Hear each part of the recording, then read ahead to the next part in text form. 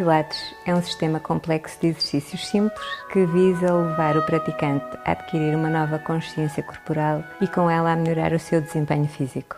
Quando digo simples, refiro-me a que os exercícios não são de execução complexa, ou seja, são fáceis de executar porque não requerem nem grande força nem posições complicadas. Querem sim desenvolver o controle do aluno e levam-no a adquirir esse controle. Uma das preocupações grandes desde a gênese do método do Sr. Joseph Pilates era que as pessoas tivessem uma prática regular de exercício físico que lhes permitisse ter uma funcionalidade diária ótima. Ele dizia isto já nos anos 20 e 30. As pessoas nessa altura já começavam a ter, com a invenção do automóvel, com a invenção de uma série de coisas que facilitava a vida cotidiana, as pessoas começavam a ser bastante mais sedentárias. Portanto, ele percebeu isso, ele teve a capacidade de perceber isso e teve a capacidade de inventar um método de exercício físico que se adaptava a essas necessidades. Os exercícios que o Joseph Pilates nos deixou não são em grande número. Escritos, ele deixou apenas 2 dezenas de exercícios feitos para o colchão. Depois do desregistar da marca Pilates, criou-se a Pilates Method Alliance, que é a organização internacional que zela pelo bom funcionamento e a boa aplicação dos princípios de Joseph Pilates. Ela foi fundada por discípulos diretos do Pilates e discípulos de segunda geração do Joseph Pilates. Pessoas que trabalharam com ele e que, portanto, nos transmitiram e chegaram a um acordo de quais seriam os principais exercícios desenhados pelo mestre. A complexidade do método reside na forma como os exercícios podem ser combinados e misturados, atendendo aos princípios que Joseph Pilates, e esses sim, nos foram deixados por ele próprio, que são, basicamente, a respiração, o alongamento axial, o controle do centro, a articulação da coluna, o alinhamento dos membros e a integração total dos movimentos. As combinações de exercícios podem ser infinitas. Cada exercício pode ser desmontado e levado até a um grau máximo de facilidade ou, pelo contrário, ser dificultado, combinado com outros e elevado a um grau máximo de dificuldade, levando os alunos a melhorarem o seu desempenho. Isto é feito com o recurso não só às máquinas, mas como a pequenos adereços, a alteração das resistências e das alavancas das máquinas. O importante era que cada exercício se adaptasse às pessoas e aos seus objetivos e às suas capacidades. O próprio Joseph Pilates dizia que o importante são as pessoas e não os exercícios. E eu penso que foi por isso que ele nunca quis escrever um método rígido e que nunca quis deixar nada estabelecido. É isto exatamente que torna o Pilates um método único e naquilo que se baseia a sua eficácia.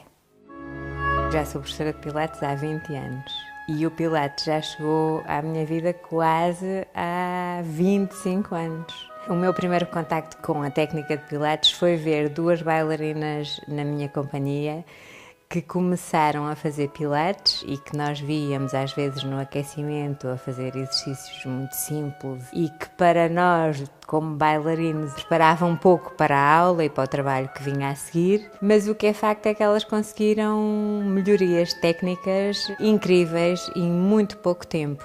E eu comecei a passar de uma posição de cética até ficar com muita vontade de experimentar.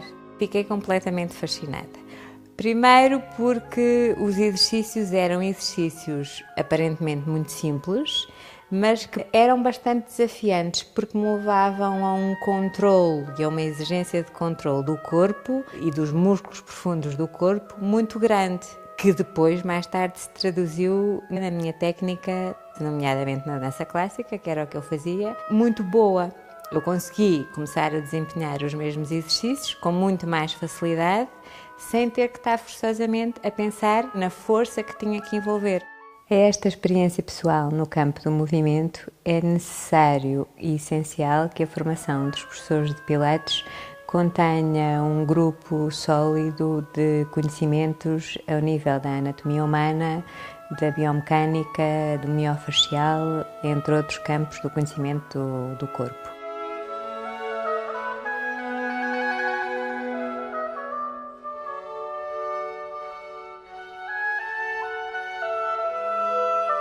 E é essencial também que a formação dos professores de Pilates continue depois, através da formação contínua, não só em Pilates, como noutros campos do movimento.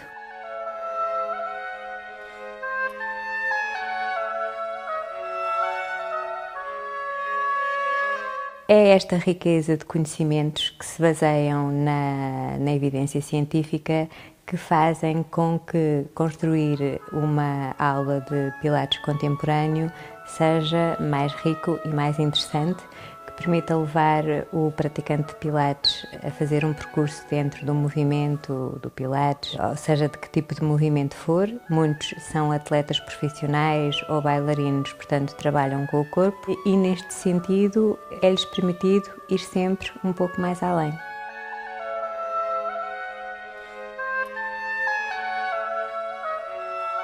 O que acontece é que, ao juntarmos a mente e o físico, as pessoas conseguem relaxar bastante.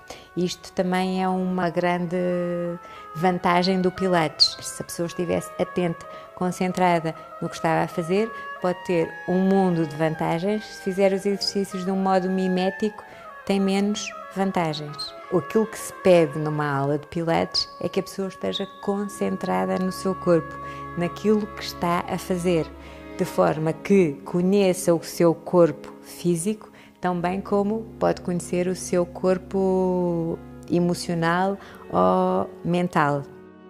O meu objetivo é criar aulas dinâmicas em que a fluidez do movimento tem um lugar especial, tornando os exercícios mais desafiantes e diferentes cada dia. Nunca é uma experiência aborrecida, nem para mim como professora, nem para os praticantes. Eu pretendo que cada aluno saia da aula e do estúdio mais feliz e mais desperto do que entrou.